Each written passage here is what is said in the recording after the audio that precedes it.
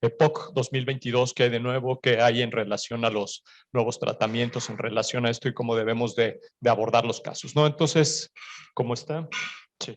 Como está diseñada la charla, la agenda está, hablaremos algo de introducción y definición, después hablaremos del diagnóstico de las guías GOLD, el tratamiento del EPOC, después veremos la importancia de la broncodilatación dual y la prevención de exacerbaciones, después hablaremos de un tema interesante ahora que es el uso racional del corticosteroide inhalado, en qué pacientes debemos de utilizarlo, en qué no y qué evidencia tenemos en relación a esto, después hablaremos de algo interesante que mencionaba el doctor Green, EPOC y COVID-19, qué pasó durante la pandemia y qué tipo de tratamiento implementamos. Terminaremos con un caso clínico de POC para aterrizar todos los conceptos de lo que hablaremos y por último dejaremos una parte para preguntas y respuestas. Entonces, las guías GOLD cada año se actualizan, hay una actualización 2022 y el GOLD nos dice que es una enfermedad que es común, que es prevenible y que es tratable y algo muy importante en su definición es que existen síntomas respiratorios persistentes y algo muy característico es que existe una limitación crónica al flujo aéreo, que es debido a anormalidades que pueden ser de dos tipos, cuando tenemos afección alveolar, que es el enfisema pulmonar, y cuando tenemos, puede ser propio de la vía aérea, como es la bronquitis crónica. Y normalmente lo vamos a asociar a exposición a partículas nocivas y principalmente ya sabemos que los dos factores de riesgo más importantes son la exposición a humo de tabaco y también en nuestro país seguimos viendo en forma importante la exposición a humo de leña. Y en la actualidad también la contaminación ambiental pareciera que juega también un papel importante en el desarrollo de esta enfermedad, más que como producir la enfermedad como tal, sino con en relación a las exacerbaciones o a la agudización propia de la enfermedad. Una de las problemáticas del EPOC es tenemos 89% de subdiagnóstico. Esta es una enfermedad que normalmente cuando tiene el primer contacto, por ejemplo, con el médico general, le mandan antitusígenos o antibióticos y muchas veces no vamos un poquito más a fondo de qué es lo que está pasando. Y otro de los puntos importantes en relación al subdiagnóstico es que no pedimos espirometrías. Entonces, si no pedimos estudio de espirometría, pues obviamente no vamos a tener un diagnóstico adecuado. Algo importante también en relación a la enfermedad es que 37% usan medicación de rescate prácticamente diario, que es una cifra alta, y obviamente esto nos habla que pues, el paciente no está bien controlado. 48% tiene despertares por síntomas en la noche. Los síntomas más frecuentes, los pacientes se pueden despertar por disnea o se despiertan por tos o expectoración. Y el 55%, más de la mitad de los casos, tienen un nivel importante de disnea, según la clasificación MMRC, arriba de 2 puntos. Entonces, eso nos habla de que son pacientes muy sintomáticos. Y otro punto muy importante es el 70% de los pacientes utiliza corticosteroide inhalado. Y ahorita vamos a ver, de acuerdo a las guías GOLD, qué pacientes deben de utilizarlo y qué no. Entonces, lo número uno, lo más importante cuando evaluamos un paciente con EPOC es factores de riesgo y cuadro clínico. Si el índice tabáquico, siempre decimos que un índice tabáquico arriba de 10 paquetes año nos pone en factor de riesgo para desarrollar EPOC o exposición a humo de leña o biomasa más de 200 horas por año. Y los síntomas característicos son tos, la expectoración y la disnea. Ya que tenemos los factores de riesgo y que coincide con un cuadro clínico, entonces hacemos una espirometría y lo que buscamos en la espirometría es un BEFU, una relación volumen expiratorio forzado del primer segundo y capacidad vital forzada abajo del 70%, y de acuerdo a esto le vamos a dar una clasificación a nuestro volumen expiratorio forzado del primer segundo. Si decimos que es un GOLD 1 arriba de 80, GOLD 2 entre 50 y 79, 3 entre 30 y 49 y el 4 menos de 30% de volumen expiratorio forzado del primer segundo. Ya con esto entonces vamos a hacer una evaluación de un punto muy importante que son las exacerbaciones. Si el paciente tiene más de 2 exacerbaciones al año o una exacerbación severa que amerite ingreso hospitalario, decimos que es un paciente exacerbador frecuente. Y por otro lado, si nuestro paciente solo tiene ninguna o tiene una exacerbación sin ingreso hospitalario, decimos que no es un paciente exacerbador. Otro punto importante a evaluar en los pacientes con EPOC es el MMRC que les mencionaba, que es la escala de disnea, y utilizamos otra escala que se llama CAT. Es una puntuación también de acuerdo a los síntomas y con eso nosotros vamos a englobar a nuestro paciente en un grupo A, en un grupo B, en un grupo C o en un grupo D. Y de acuerdo a esta clasificación va a ser la recomendación que nosotros hacemos. La escala modificada MMRC nos habla de disnea. A veces la disnea es difícil de evaluar porque es subjetivo. Entonces, en un paciente a lo mejor para una persona que es una disnea severa, a lo mejor para alguien es una disnea leve. Entonces, lo más parecido a la realidad de acuerdo a esta escala es 0, siento falta de aire al hacer ejercicio muy intenso. 1, me siento agitado con falta de aire cuando apresuro el paso o camino subiendo una pendiente suave.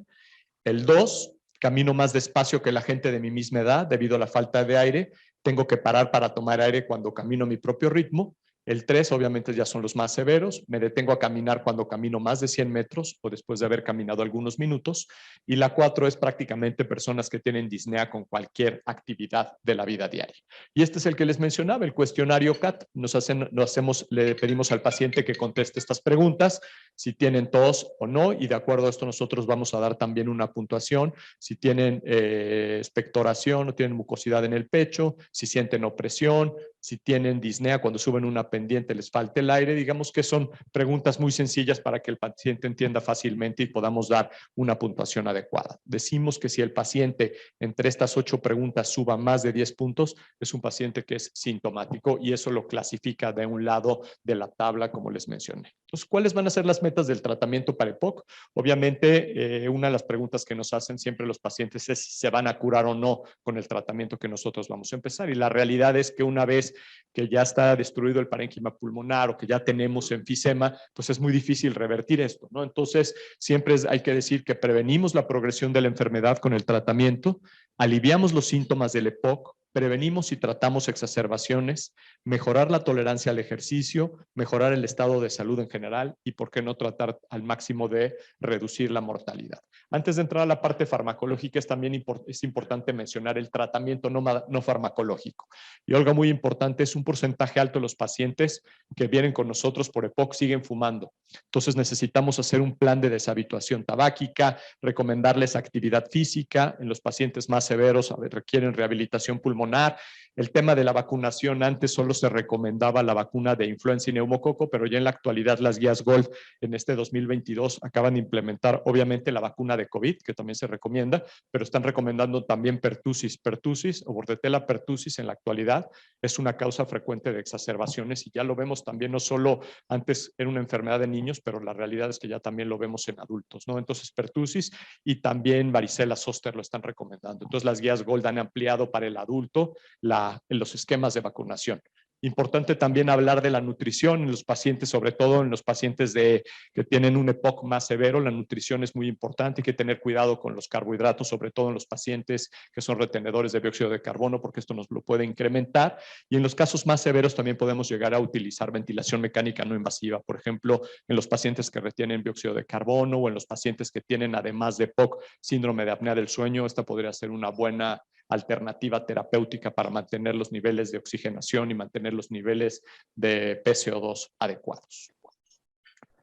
Entonces, estas son lo que les mencionaba, las vacunas que han cambiado, de acuerdo a la Organización Mundial de la Salud y la CDC, ya hacen una recomendación de los diferentes tipos de vacuna, e incluso ya ponen aquí la de bordetella y la de herpes zóster.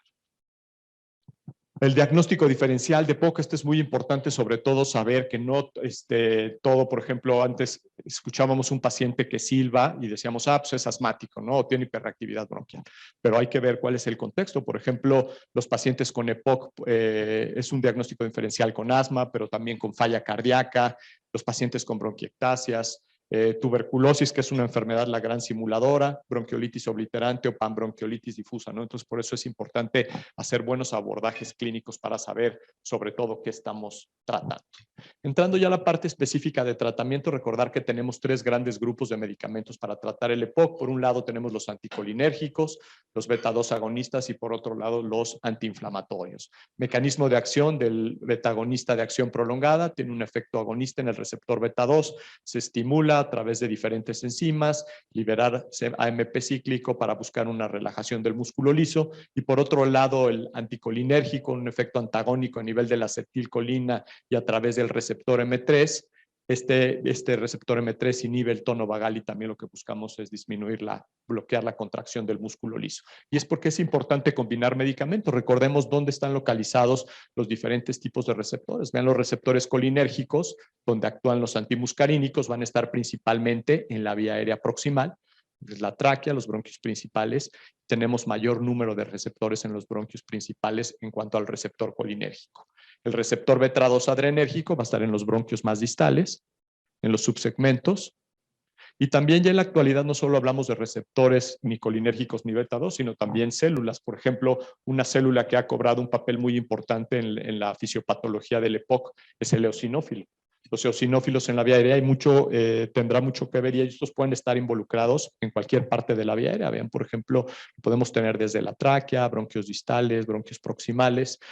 Y de la cantidad de eosinófilos que tengamos puede ser que el paciente pueda llegar a requerir esteroides. Y tenemos otro tipo de medicamentos que también van a estar involucrados, los neutrófilos. Cuando hay predominio de neutrófilos en la vía aérea, los pacientes pudieran ser candidatos a recibir este tipo de medicamentos, como es este inhibidor de fosfodiesterasa tipo 4 que se llama roflumilast, o acitromicina, que a veces lo utilizamos en exacerbadores frecuentes o en pacientes que están haciendo infecciones repetitivas. Y también los mucolíticos, que también a veces son controversiales en qué paciente vamos a utilizar o no mucolítico en un paciente con EPOC, pues sobre todo los que manejan mal la vía aérea podrían ser candidatos a recibir esto. Entonces, ¿qué buscamos cuando nosotros utilizamos broncodilatadores en EPOC? Por un lado, el efecto anticolinérgico y el beta-2 agonista a nivel del músculo liso. Lo que buscamos es que tengamos un mejor vaciamiento pulmonar, tratar de disminuir el atrapamiento aéreo, también conocido desde el punto de vista de fisiología respiratoria como hiperinflación dinámica, y también algo que tienen alterado los pacientes con EPOC es la capacidad inspiratoria. Buscamos tener un incremento en la capacidad inspiratoria. Entonces ya vimos que la broncodilatación dual en EPOC podemos tener una reducción en la hiperinflación. Esto nos ayuda a estabilizar la vía aérea.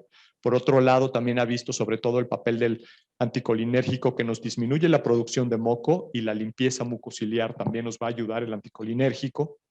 Nos va a mejorar la severidad de los síntomas y también se ha descrito que hay propiedades antiinflamatorias, tanto directas o indirectas de este tipo de medicamentos. Regresando a las guías GOLD, entonces las guías GOLD dicen, de acuerdo a como tú catalogaste a mi paciente, yo te voy a hacer una serie de sugerencias en cuanto al manejo. Recuerden que siempre es importante individualizar los casos, no es una receta de cocina y no en todos los pacientes debe ser así. Sin embargo, nos da una muy buena idea de cómo debemos empezar el tratamiento en cada paciente. Vean, por ejemplo, en el grupo A, las guías GOLD nos dicen, tú puedes utilizar aquí un broncodilatador. Este grupo A es difícil porque son pacientes que normalmente los encontramos como screening, pacientes asintomáticos que les hicimos una espirometría o que a lo mejor tienen tos de vez en cuando. Entonces, que ustedes le digan que le van a dejar a un paciente un broncodilatador de por vida puede ser un poco difícil, ¿no? Entonces, aquí las guías dicen, tú puedes usar un beta-2 con un anticolinérgico de acción corta por razón necesaria. Quieres utilizar un anticolinérgico de acción prolongada, realmente se puede hacer, pero aquí lo dejan a individualizarlo, ¿no? En el grupo B son pacientes que ya son más sintomáticos, tienen MMRC2 o más, tienen CAT arriba de 10 puntos y en este grupo la recomendación de las guías GOLD dicen tú puedes utilizar un broncodilatador de acción prolongada, puede ser un LABA o LAMA.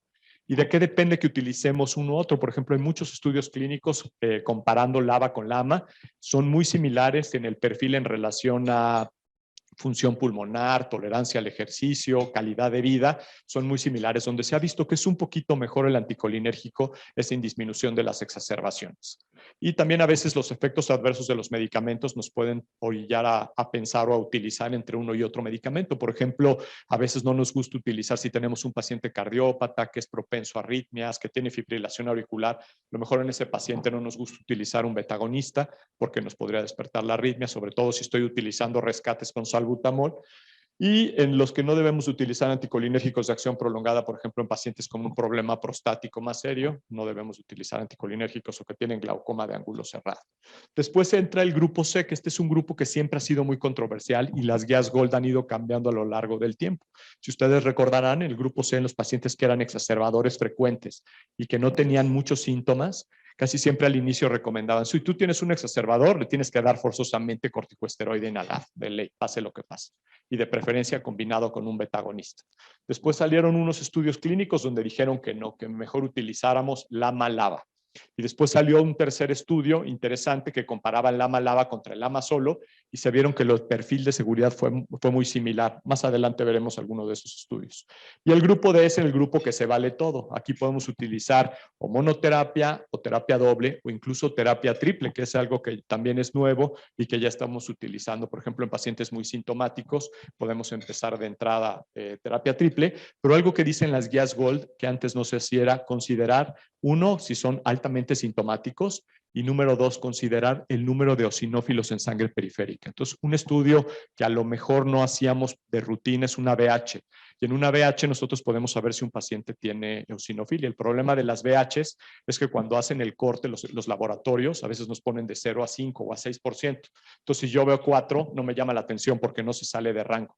Pero para nosotros, en Neumo, si tengo más de 3% de eosinófilos o más de 300 células, es un paciente potencial que pudiera ser candidato a utilizar corticosteroide inhalado. Y aquí también nos dan algunos algoritmos de acuerdo a lo que predomina el paciente. Hay pacientes que predomina la disnea. Cuando predominan la disnea dicen, bueno, empieza con LABA-LAMA, cámbiate a LABA-LAMA. Si el paciente está muy sintomático, considera cambiar el dispositivo, el inhalador. A veces es un tema importante e interesante porque hay pacientes, yo puedo decir cuál es el mejor inhalador, pero si el paciente no se adapta o el paciente estaba acostumbrado a un tipo de inhalador, el paciente va a regresar al inhalador que estaba utilizando.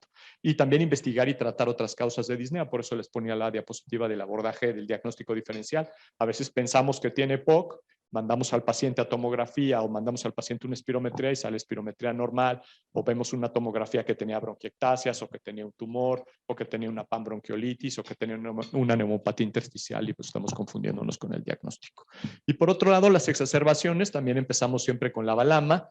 Vemos el número de esteroides, de eosinófilos, nos dicen aquí, si tú tienes eosinófilos arriba de 100, eosinófilos abajo de 100, aquí podemos utilizar terapia triple en un dispositivo. Si el paciente tiene un volumen expiratorio forzado abajo del 50% o tiene bronquitis crónica, puedes utilizar roflumilast. Roflumilast es un medicamento que ha caído en desuso, la realidad es que lo utilizamos muy poquito, tiene pocas propiedades como broncodilatador, pero es bueno para reducir exacerbaciones. Está muy catalogado para los exacerbadores crónicos o los pacientes que ya les dimos de todo y no responden a nada. Y por otro lado, los que fueron fumadores y que están teniendo exacerbaciones frecuentes, ciclos cortos de acitromicina, por ejemplo, lunes, miércoles y viernes, 500 miligramos, nos puede ayudar a disminuir el número de exacerbaciones que puede llegar a tener al paciente. Entonces, ¿por qué es importante hablar de exacerbaciones o por qué es importante que tratemos bien a los pacientes de POC? ¿Por qué no quiero que lleguen a una exacerbación? Vean ustedes, las exacerbaciones severas se van a asociar con una alta mortalidad. Vean la diferencia en las tasas de sobrevida en el paciente que no tiene exacerbaciones, en el paciente que tiene una o dos, pero vean al paciente que tiene más de 3 exacerbaciones al año, ¿no? La sobrevida disminuye muchísimo. Por otro lado, también, por ejemplo, alguien que nunca se había exacerbado y que había estado estable, una vez que un paciente tiene una exacerbación, se vuelve una cadena de exacerbaciones y obviamente esto, el tiempo de una exacerbación severa, pues va a empezar a tener exacerbaciones y esto es deleterio para la función pulmonar y también para la sobrevida del paciente. Entonces vean, por ejemplo, después de que un paciente tiene una primera exacerbación grave, la sobrevida del paciente son en promedio 3.6 años. Entonces es algo muy importante por lo que nosotros tenemos que tener bien catalogados a los pacientes y no exclusivamente en relación a mortalidad. Vean ustedes esta parte de la función pulmonar, como la caída de la función pulmonar en el paciente que se está exacerbando. Vean, aquí estamos en un GOLD 0, pero vean en un paciente, estos son en la raya negra completa y la raya punteada. Estas son con exacerbaciones. Vean desde el GOLD 1 cómo cae la función pulmonar, GOLD 2, GOLD 3. GOLD 4 se empareja, pero prácticamente porque ya tenía la función pulmonar completamente perdida, ¿no? Entonces también el exacerbador frecuente o el paciente que se está exacerbando también va perdiendo función pulmonar.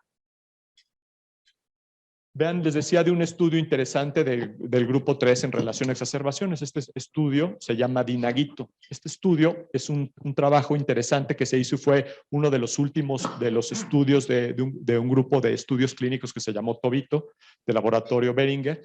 Y este es el último de ese grupo, que era uno muy importante, que era el de las exacerbaciones. Era comparar en un brazo teotropio contra olodaterol con teotropio solo y ver cuántos y ver qué tanto se disminuían. El punto principal del estudio eran exacerbaciones moderadas severas.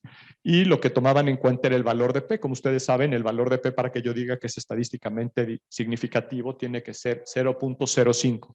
Y este estudio hizo 0.049. O sea, sí estrictamente cumplió los criterios, pero se esperaba que la respuesta fuera mucho más amplia al yo utilizar una terapia dual. Entonces, en esto se basan un poco las guías GOLD para decir que en el grupo C utilizáramos de inicio exclusivamente LAMA. Entonces, ya cuando se les hicieron los estudios, se hizo el análisis, se vio que el tiotropio o lodaterol redujeron en un 7% la tasa anual de exacerbaciones moderadas graves frente a tiotropio solo, y ya cuando se hizo el análisis post-hoc, se vio que fue en un 11% esta disminución. Sin embargo, desde el punto de vista estadístico, pues apenas así alcanzó a cubrir los criterios. Este fue el estudio de Inaguito. Hay otros estudios, como les decía, donde ya se había visto este perfil. Vean, por ejemplo, en el tonado, que son exacerbaciones en EPOC, tiotropio o lodaterol en verde, tiotropio solo, vean cómo el perfil de las curvas es muy similar, y el olodaterol solo, que a lo mejor alguna vez lo utilizaron ustedes, Striverdi, conforme pasaba el tiempo también tenían mayor riesgo de tener exacerbaciones cuando yo utilizaba un LABA solo. Algunos otros trabajos, por ejemplo, este trabajo de la prevención de exacerbaciones en la combinación de salmeterol fluticasona, que es un medicamento que se utilizó mucho en comparado contra tiotropio, el famoso Ceretide contra Espiriva, y aquí lo que se veía que las tasas de exacerbaciones que requerían intervención eran muy similares entre el grupo del LABA esteroide contra el LAMA.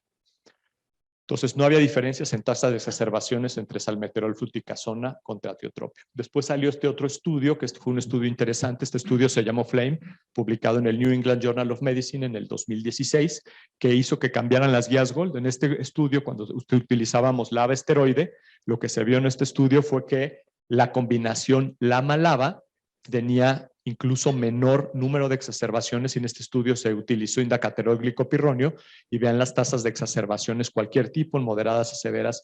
Las severas eran muy similares, pero sí se vio una diferencia estadísticamente significativa. Entonces esto hizo que dejáramos de utilizar cierto tiempo los corticosteroides. Y después empiezan a llegar los estudios de terapia triple en un mismo dispositivo. Este es un trabajo también interesante, también publicado en el New England, este es del 2018, donde en 3 brazos dividen umeclinidio, bilanterol y fluticasona. En otro brazo era LABA con esteroide, fluticasona, bilanterol, y LABA-LAMA, umeclinidio, bilanterol.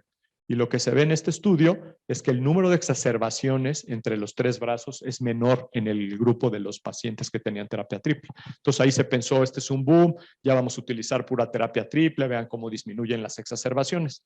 Pero cuando se hizo el análisis de qué estaba pasando, el impacto que tenía, y este estudio se llama IMPACT, los eosinófilos en sangre y la respuesta a tratamiento. Vean ustedes el seguimiento en un paciente que no tiene eosinófilos o que está en menos de 100, como los perfiles en relación a exacerbaciones son muy similares, pero a medida que yo tengo mayor número de eosinófilos en la vía aérea y en la sangre periférica, se va a incrementar mi número de exacerbaciones en el paciente que tenía, por ejemplo, LABA-LAMA, a diferencia del paciente que sí tenía corticosteroide. Entonces aquí era como, ¿qué está pasando? ¿Por qué el paciente con que tiene eosinófilos altos responde mejor al corticosteroide? Y aquí lo veíamos, vean ustedes en esta, las tasas de exacerbaciones moderadas y severas y conteo de eosinófilos. En el paciente que solo tenía un meclinidio bilanterol y que tenía eosinófilos altos, se exacerbaban muchísimo más, a diferencia de los pacientes que tenían corticosteroide inhalado, en este trabajo fluticasona. Y también el conteo de eosinófilos tenía mucho que ver con el número de exacerbaciones. Entonces empezaron a salir publicaciones en relación a tasa de exacerbaciones y el beneficio de agregar corticosteroide inhalado. Entonces vean ustedes, por ejemplo, de acuerdo al número de exacerbaciones, casi siempre favorecía la terapia triple. Cuanto mayor sea la tasa de exacerbación, mayor será la reducción de riesgo en un resultado futuro con la terapia triple frente a LAMA-LAMA, ¿no? Entonces aquí se vio este subgrupo de pacientes con eosinófilos altos que respondían muy bien a la terapia triple. Pero obviamente pues también hay que tener cuidado con el uso de corticosteroides. Entonces entramos a esta parte de la charla, que es el uso racional del corticosteroide. Yo no le puedo dar corticosteroide inhalado a todos los pacientes, ¿no? Entonces vean este trabajo, por ejemplo, es interesante, es un trabajo que se hizo en España, se llama el estudio Leon-Epoch del 2017, atención primaria, y aquí lo que se ve es cuáles son el predominio de lo que nosotros como médicos recetamos, por ejemplo, de acuerdo a las guías GOLD, A, B, C, D. Vean, por ejemplo, LABA corticoesteroide inhalado, en GOLD-A el 30%, que les decía que en las guías GOLD no se recomendaba. GOLD-B, 44.7%. GOLD-C, 45.9%. GOLD-D, 42%. De todos estos, el único que a lo mejor ameritaba eran los del GOLD-D. Terapia triple, 5.3, 5.3, el C 15.3 y 17.3. Otro tipo de combinaciones, incluso hay evaluación de hasta corticoesteroide en monoterapia que no se recomienda utilizar. 3.5, 5.3 y 1% en el GOLD-C. Entonces, aquí importante es saber el esteroide inhalado y la reducción de exacerbaciones. Vean, por ejemplo, las tasas de exacerbaciones en el paciente que tiene menos de 2%, bilanterol comparado contra fluticasona bilanterol. A mayor número de eosinófilos, más de 2%, obviamente cambia en forma estadísticamente significativa la gráfica. Y también en porcentajes más elevados. Por ejemplo, vean ustedes los que tienen más de 6% de eosinófilos en sangre periférica, vean la diferencia del número de exacerbaciones en el paciente que no tiene corticoesteroide inhalado. Entonces, con todo esto podemos decir que en la actualidad los eosinófilos en sangre son un marcador de respuesta al corticoesteroide inhalado por los estudios que acabamos de ver. Y a veces decimos, bueno, pues qué tan importantes son los eosinófilos o cómo es la distribución de los eosinófilos en los estudios clínicos. Vean ustedes en los grupos, por ejemplo, de un trabajo de la distribución de eosinófilos, 27.6 menos de 150, 43.9 están en este limbo entre 150 y 300. 300 sobre 500, 21.2 y 7.2 pueden tener más de 5% de eosinófilos. Y también en este otro subgrupo, 26.8, 46 cuando fueron los estudios comparativos, ¿no? Algunos otros trabajos, por ejemplo, de los eosinófilos en sangre periférica y el riesgo de exacerbaciones, pacientes hospitalizados en forma severa. Entonces aquí vemos el predominio de los eosinófilos y también podemos tener casos que pudieran no ser eosinofílicos. Pero de los eosinofílicos, el 31% que tenían una exacerbación severa tenían eosinófilos elevados. Algunos otros trabajos, por ejemplo, después salen la terapia triple contra terapias monoterapias o terapias duales. Es una revisión sistemática y metaanálisis de algunos trabajos, por ejemplo, el Wisdom, el Sunset, el Tribute, donde nos decía que nosotros si teníamos, de acuerdo al número de eosinófilos, si estaban eosinófilos elevados, arriba de 400 células, de 300, a mayor número de células, mayor iba a ser la tasa de respuesta de la terapia triple, por ejemplo, en estos casos. Pero ahí viene la parte de riesgo. Por ejemplo, recuerden ustedes, el dejarle mucho tiempo el corticoesteroide inhalado a un paciente corre estos riesgos. Este es un análisis de un estudio importante que se llamó TORCH. Vean ustedes en el paciente que tiene salmeterol fluticasona la probabilidad en porcentaje de neumonía de acuerdo al tiempo. El que tenía salmeterol solo o el que tenía placebo, y los que tenían salmeterol fluticasona, obviamente la tasa de riesgo de neumonía va a ser mucho más elevado. Lo vemos también, por ejemplo, de acuerdo a el riesgo de neumonía en pacientes que tienen EPOC y también otro metaanálisis donde se veía el riesgo de incidencia de neumonía en pacientes que tenían menos de 2% de eosinófilos y los que tenían que tenían más de 2% de eosinófilos en sangre periférica, ¿no? Y también lo veíamos en este estudio que se llamaba IMPACT, cuando se hizo el análisis de los efectos adversos, vean en los pacientes que tenían terapia triple, que tenían fluticasona, meclinidio, bilanterol, en relación a porcentaje, 8% de los casos presentaron neumonía contra 7% de los que tenían corticoesteroide y 5% en los pacientes que no tenían corticoesteroide. Entonces, de acuerdo también a esto, nos habla de que el paciente que tiene corticoesteroide inhalado tiene también riesgo de tener neumonía. Y no solo neumonías bacterianas, también se ha visto que de acuerdo a la dosis, si yo estoy utilizando dosis altas de corticoesteroide, también puedo predisponer a mi paciente a micobacterias o a micobacterias no tuberculosas. Entonces, de acuerdo a esto, los factores que debemos de considerar o en qué paciente vamos a utilizar corticoesteroide inhalado, pacientes que tienen historia de hospitalización por una exacerbación de POC, pacientes que tienen más de 2 exacerbaciones moderadas de POC por año, los que tienen eosinófilos arriba de 300 células o los pacientes que tienen un síndrome que se llama ACOS, que a lo mejor han leído, que es la transposición de POC y asma, pacientes que fueron asmáticos de niño y que también se les ocurre fumar, entonces hacen una especie de síndrome un poquito complejo de manejar. En este tipo de pacientes responden bien al corticosteroide, entonces recuerden que los ACOS también. Después, ¿en qué pacientes vamos a considerar su uso? Por ejemplo, en los pacientes que tienen una exacerbación moderada por año y los que entran en ese rango entre 100 y 300 células, que a veces ese es el rango que es difícil si le voy a dar o no le voy a dar corticosteroide. ¿En qué paciente no lo voy a utilizar?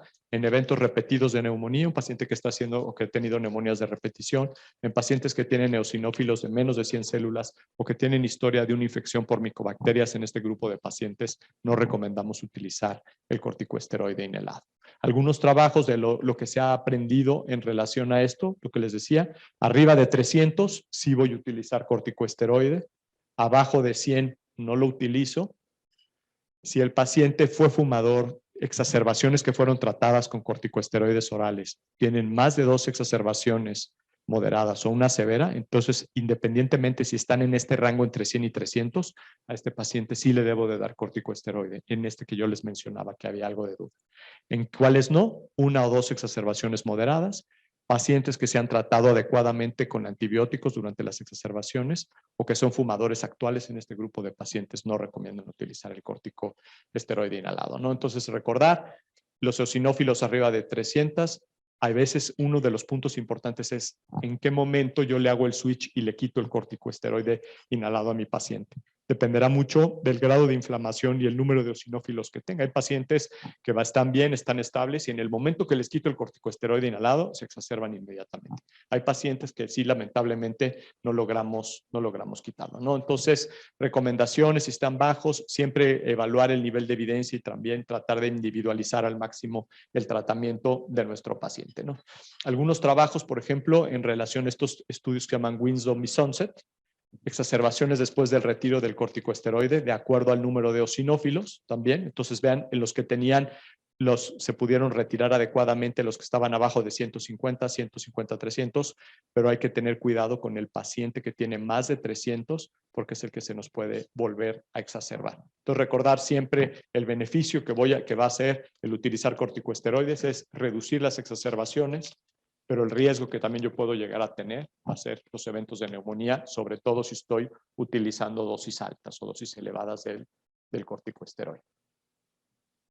En relación a EPOC y COVID-19, si recordamos el mecanismo de acción o por qué los pacientes con EPOC y fumadores decían que eran un poco más susceptibles a esto. Entonces, lo que se veía, esta es la estructura del virus, la glicoproteína, la espiga, este es el SARS-CoV-2, y si ustedes recuerdan, los pacientes que son fumadores expresan mucho más este receptor AC2 y este receptor es por donde entra, por donde se activa el virus, ¿no? La infección se lleva a cabo de este receptor. Entonces se piensa que los pacientes con EPOC tienen más receptores y también los fumadores, entonces podían ser más susceptibles a enfermarse y pasó, a lo mejor les tocó ver algún paciente con EPOC y COVID, a veces sobre todo si se manejaban y el cuadro era leve, lo toleraban bien, pero si se agudizaba, el cuadro les iba bastante mal o terminaban intubados o en terapia intensiva porque esa combinación de POC con una neumonía viral pues es bastante mal. El mecanismo de acción, recordar la angiotensina, renina, angiotensina 1, angiotensina 2, de dónde sale el receptor 2. ¿Por dónde entraba? La vía aérea principalmente, por donde entraba es el tracto respiratorio, la mucosa nasal, la mucosa oral, incluso la vía ocular también era un mecanismo por el cual podía entrar el COVID a las células.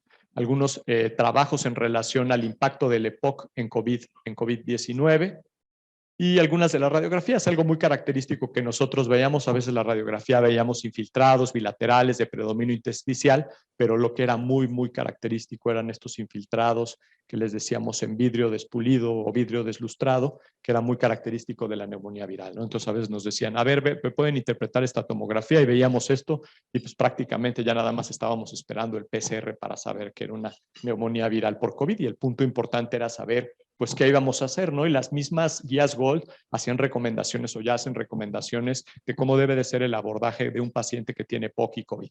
Algo muy importante, que lo recalco aquí en verde, es continuar siempre con su tratamiento de mantenimiento. No le debo de suspender su broncodilatador de acción prolongada a mi paciente. Y de acuerdo, por ejemplo, si son pacientes que no están infectados leves, pues bueno, obviamente sigo con sus ejercicios, cuidarse, ponerse sus vacunas.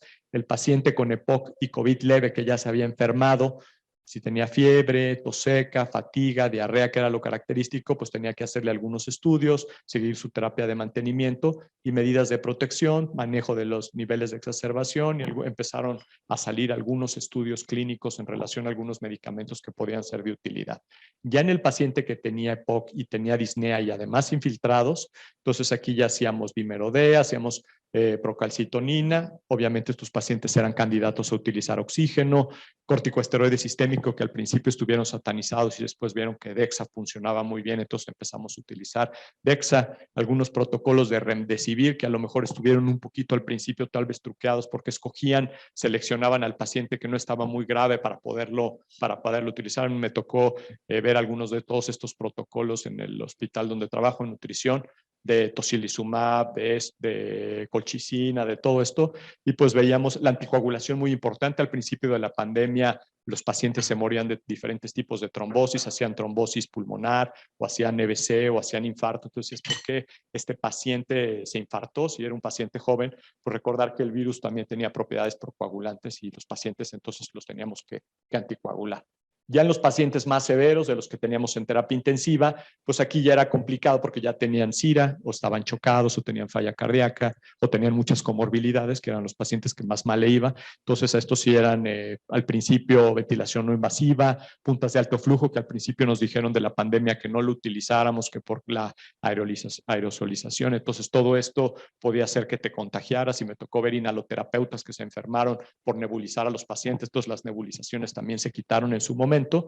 Y también ya después, lo que hemos visto ahora más en la actualidad y más en la consulta, que es el COVID prolongado o el COVID convaleciente, los pacientes que quedan con secuelas, algunos hacen fibrosis. Entonces, si tienen EPOC y además hacen fibrosis pulmonar, recomendaban hacer unas pruebas de funcionamiento respiratorio, una tomografía de tórax y ver qué tipo de medicamentos les podíamos dar a estos pacientes. A mí en particular utilizamos Quitocel, por ejemplo, pero la pirfenidona, que nos dio en algunos casos buenos resultados cuando no estaba todavía ya implementada bien la fibrosis. Había algunos, por ejemplo, nintedanib también puede ser una alternativa terapéutica, un poco más cara, pero también a final de cuentas, una alternativa. Rehabilitación pulmonar, todo esto para que los pacientes funcionaran adecuadamente, ¿no? Entonces, de lo que había en relación, recordar de POC y COVID, que estaban incrementados la expresión del receptor AC2, disminuida la capacidad de defensa, la disfunción de las células endoteliales que nos promovía a un incremento en la coagulopatía y que podía empeorar el cuadro clínico del COVID. Los esteroides previenen las exacerbaciones de COVID, de EPOC por eosinofilia, pero también recordar que los corticosteroides reducen la replicación.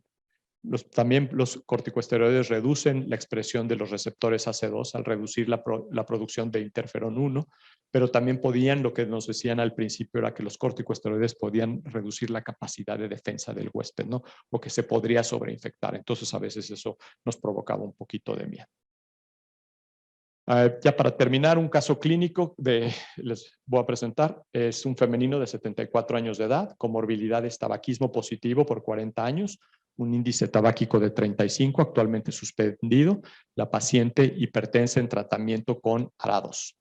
Esta es su radiografía de tórax. Ella acude a consulta con nosotros por tos crónica, tiene disnea MMRC2, ninguna exacerbación en el año previo, y a la exploración física llega con nosotros saturando 89% limítrofe, con ruido respiratorio disminuido generalizado, ¿no? Entonces vemos algo de atrapamiento aéreo únicamente, no vemos infiltrados, no vemos nada que nos llame la atención. Obviamente lo primero que debemos de hacer en estos pacientes es pedirles una espirometría, y aquí lo que llama la atención de la espirometría es que el volumen, el BF1 está en 41, la relación BF1-FBC, el mejor 52.6, después postbroncodilatador en 56, 52%, el BF1 pre-41 y el postbroncodilatador 46, ¿no? Entonces es un paciente y tuvo una respuesta adecuada a broncodilatador, que normalmente para que nosotros digamos que el paciente tiene respuesta debemos de tener más de 12%.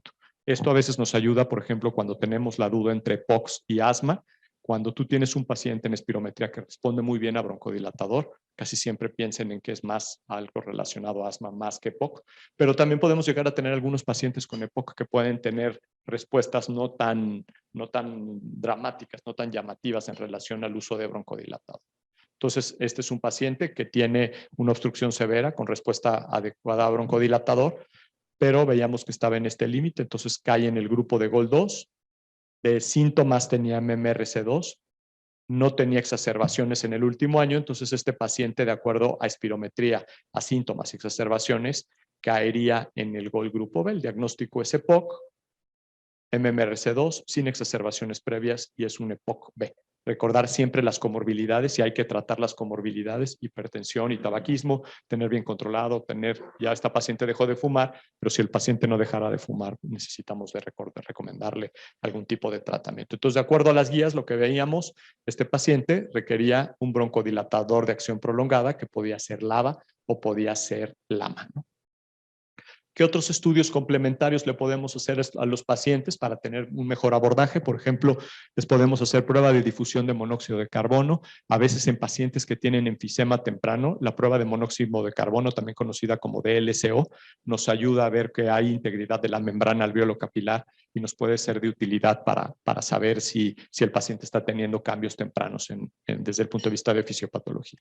La biometría hemática para ver los eosinófilos, prueba de caminata de 6 minutos también la podemos hacer. Importante también siempre una tomografía de tórax, sobre todo para descartar otras cosas. Este es el DLCO, 63%, está ligeramente bajo, lo normal es 65%, entonces decimos que tiene una difusión de monóxido de carbono con disminución leve. En la biometría hemática nos vamos directo a los eosinófilos, tiene aproximadamente 200 nada más, 200 eosinófilos, 2.7, que es casi 3%, ¿no? Vean aquí el valor de referencia, si lo vemos ni siquiera lo saca del rango normal, pero ya 2.7 estamos en ese rango entre 100 y 300 células. Le pedimos la tomografía de tórax y lo que nos llama la atención que tiene áreas de enfisema, principalmente en los lóbulos superiores, es el predominio. Entonces esta paciente acude con nosotros después, a los 4 meses le empezamos tratamiento con broncodilatador de acción prolongada, 4 meses regresa, se ha incrementado la tos, tiene disnea ahora MMRC3-4, ninguna exacerbación en el año previo, ya llega saturando con nosotros 83%, está febril, ha perdido peso, tiene 5 kilos de pérdida de peso y sigue con el ruido respiratorio disminuido generalizado. Entonces las guías GOLD nos dicen, a ver, ¿qué vas a hacer? Ya le diste broncodilatador y tu paciente después de 4 meses viene peor de como lo dejaste tú al principio.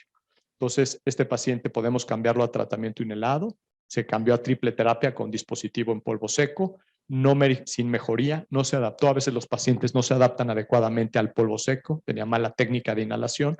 Entonces decidimos cambiar el dispositivo a terapia triple en un dispositivo inhalador dosis medida y con una aerocámara. Sin embargo, repetimos la tomografía porque no nos gustaba que seguía con mucha disnea y lo que encontramos es esto.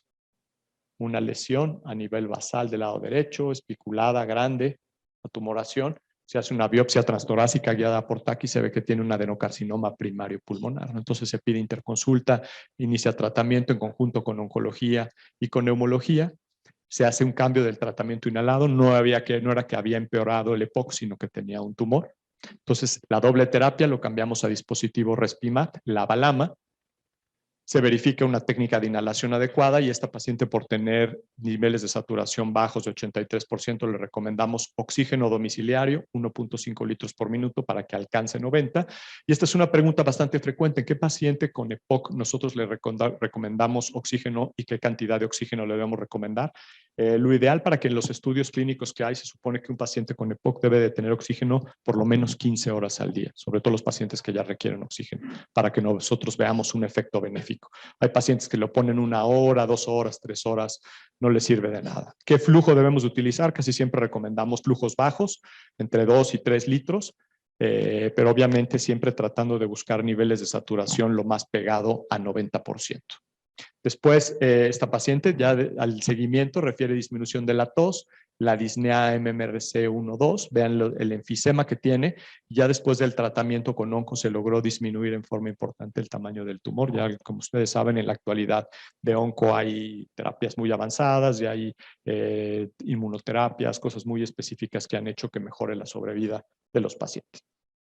Continuar con tratamiento inhalado, doble terapia, verificamos técnica de inhalación y además también le recomendamos un programa de rehabilitación pulmonar para mejorar sus condiciones generales. Entonces, recordemos ya a manera de resumen los objetivos del GOLD, recordar que es la tercera causa de muerte ya a nivel mundial desde el 2020. Los síntomas más frecuentes son disnea, tos con expectoración por 3 meses y exacerbaciones.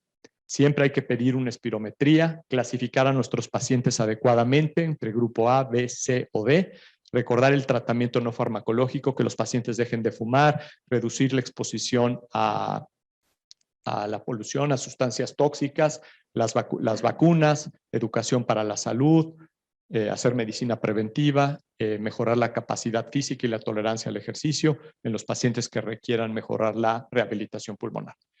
Siempre hacer un buen seguimiento de nuestro paciente, siempre verificar la técnica de inhalación, dedicarle unos minutos siempre al broncodilatador, a cómo lo van a utilizar para que el paciente tenga un buen apego. EPOC es una enfermedad que el paciente a los 2-3 meses nos bota el tratamiento y no lo sigue.